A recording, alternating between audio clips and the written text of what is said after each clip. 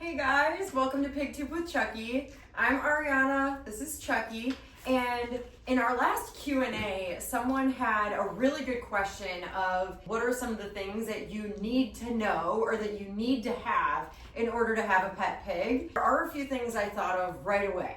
The first thing that I always point out to everybody that has ever said I've always wanted a pig is that they're a little bit different than dogs. So for one, they live really long lives. 15 to 20 years. I've seen plenty of pigs on Instagram that are even over 20 years. So besides it being a time commitment, they're also a lot more intelligent than dogs, which just means that when you rehome a dog, it's very sad, it's very tragic, it's heartbreaking. But when you rehome a pig with such a high intelligence level, it is traumatic. It's not even like tragic isn't even the word, it's traumatic. They form bonds and they're very skittish animals. So when you rehome a pig, it can be very, very life-changing to them. So when you get a pig, you really, really have to be committed. Having said that, I'm a big advocate of research. So the first thing that you're gonna wanna do before you even think about getting a pig is you wanna research all of the vets in your area that will look at mini pigs. It's a little bit different having a pet pig than having a pig that's on a farm that's going to be meat one day. Those vets handle those pigs differently than they would a domesticated pet that's in your home. Ow! Ugh. Also, make sure you're prepared for them to step on you because it hurts. It is really tricky to find pig vets. And when something is wrong that you need the help of a professional, you're not gonna want just one vet, you're gonna want a list of vets in case there's an emergency or your vet is not available. The other thing to keep in mind is that they have to get their hooves and their tusks trimmed. So you're gonna wanna make sure that you have a list of farriers that will either come to you or you go to them. If you're bringing your pigs somewhere outside of your property, then keep in mind you're also gonna have to train them to likely walk up a ramp to get in your car and a ramp to get out. There are other resources that you're always gonna want on hand for pigs. For me, I felt incredibly lucky that I landed on Autumn Whitaker with the Pet Pig podcast. She's on Instagram, social media, her podcast is phenomenal, but that is someone who can help tremendously with meeting your pig's needs, training, aggression, diet. Like she basically is like a one-stop shop of everything you would need for your pig, and she would probably also be helpful at finding resources like vets in your area or traveling vets or farriers. So you just want to make sure that you have all of your stuff in order with professionals that will help your pig throughout its whole life. Another huge one that's next is going to be preparing your yard for a pig. So there are things that your yard will need and things that you do not want in your yard. For one, you're really going to want a really secure fence. Something that is so secure that nothing can bust out of it and nothing can bust in it. You don't want your pig to get out, and they are crazy strong and they are escape artists. There are also very sad stories of animals like dogs or coyotes or whatever getting in the fenced in area and attacking pigs. So you need secure fencing. Something that you don't want in your yard would be acorns, because acorns can be incredibly toxic to pigs. It actually down the road can cause kidney failure. So with my yard, it's big enough that I was able to exclude him from a lot of the acorns, but the thing about acorns is that pigs love them and they eat a ton of them. So I paid the money to have some of those branches actually cut down from a tree to lessen the acorns, but that is going to be something you really have to consider because it can really shorten the lifespan of your pig. A huge part of a pig's diet is grass, so they're going to need to be in an area with grass. They eat tons of grass. The other thing you have to consider is that pigs are rooting animals, so they like to flip dirt all day, and it's not something that's behavioral. It's not because they're bad or they're into mischief. This is instinctual for pigs. So they need to root, they're going to root. So when you have a yard for your pig, you have to be prepared that there's gonna be mud, there will be holes, your grass is gonna be screwed up. So what I recommend is put the fenced off area in an area that you don't mind if they flip your dirt and it looks horrible, and things that they can't get into, like your garden. So that way it's like, this is your area, do whatever you want with it, but then that way the rest of your yard can still look nice if you want it to. Other things to consider with your yard is your neighborhood. So if you live in an HOA, you're gonna wanna make sure that you're allowed to have pigs. There are so many sad stories that I see on these rehoming pages. I mean, you don't think it's gonna happen to you, but people really do lose their pigs because of an HOA or a neighbor who's upset, or your zoning laws. You need to call your county and make sure that your zoning laws allow you to have a pig. One of the reasons I don't have 2 pigs is because my zoning laws only allow me to have 1. Another big thing to think about before you get a pig is the animals that you already have. So I'm thinking specifically of dogs. Dogs are predators and pigs are prey, and it's already a little bit risky having them together at all. Most pig professionals will say that pigs and dogs should never be left alone unsupervised. Just no matter what you see on Instagram of this dog cuddling with this pig, the people that their dogs have torn the ears off of pigs, unfortunately, are people who thought it would never happen.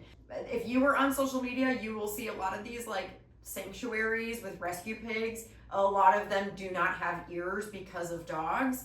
And I also think that it comes down to some sort of training. Your dogs need to be able to respond to commands. Like, if my dogs, I have 4 dogs, and it's not always my dogs that are the problem. Chucky can be a bit of a problem too, but with training, I'm able to easily tell my dogs, go to your bed or go up on the couch, leave it, quiet, enough. Like commands, even in the yard, that I can say come, and they will leave Chucky alone. So obedience is a huge part of this with dogs and with pigs, because if Chucky's being rude to my dogs for no reason, I can tell Chucky, go.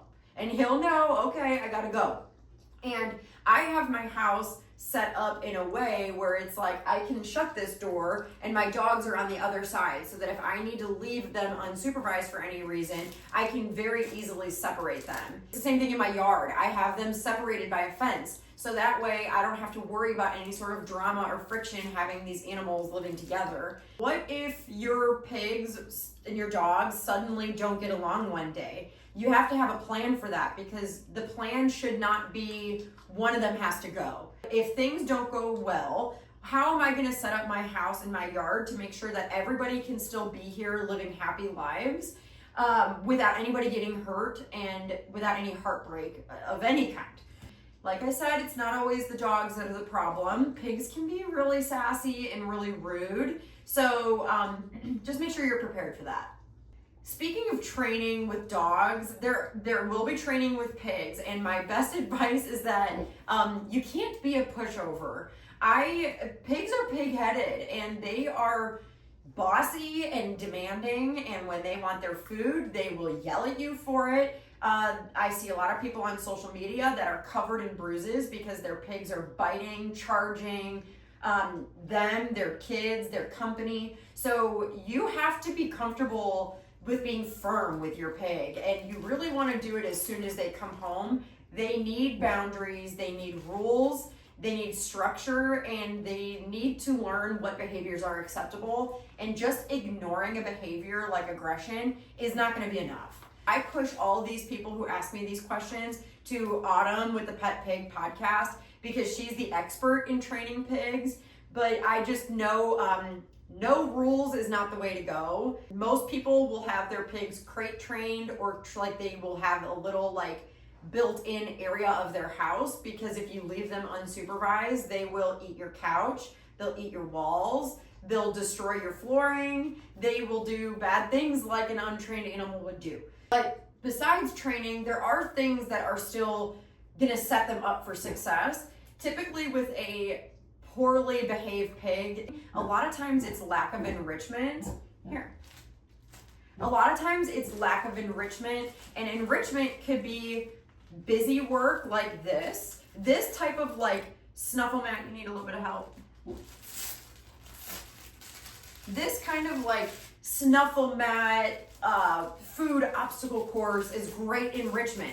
They love to search for their food and find it. They love to play music. They love to think. So doing things like food puzzles, instruments, toys, tricks, like trick training, these are all forms of enrichment. And typically if you have a pig with good enrichment, they are better behaved and they're happier. They are also less bossy. So these are all things that you want to do to set everybody up for success.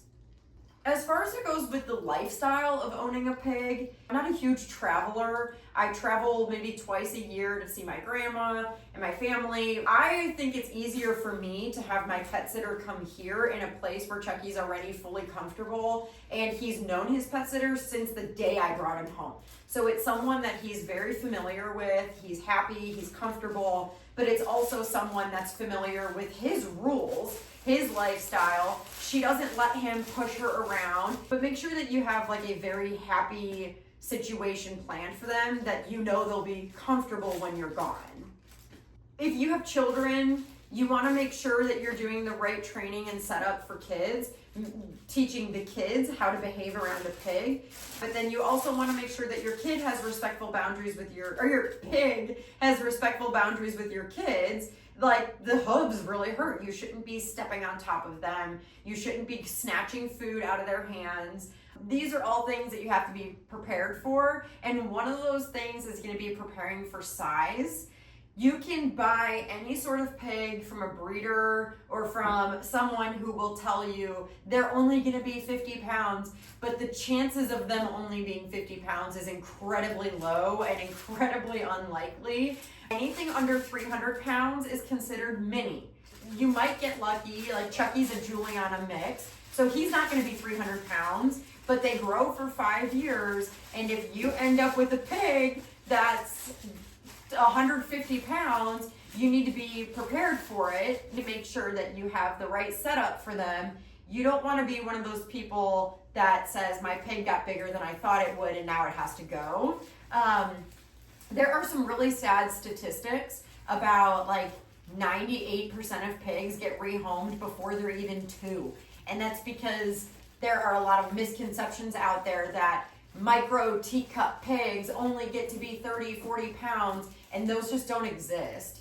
They grow for 5 years. So research what kind of pigs you want, how big, look into rescue groups that are near you. When I got Chucky, what I prepared for was anything under 300 pounds. So if he were to get 300 pounds, I'm prepared for it. But if you're thinking about getting a pig that has to be smaller than this, then maybe a pig is not for you. That's really all I had on my list for this video. If you have any other questions or things that you want to see out of our YouTube videos, put it in the comments because I'm trying to get better at doing videos. I just don't know what people want to see. So thank you for hanging out with us today, and we hope that you come back and subscribe, and we'll see you next time. Bye.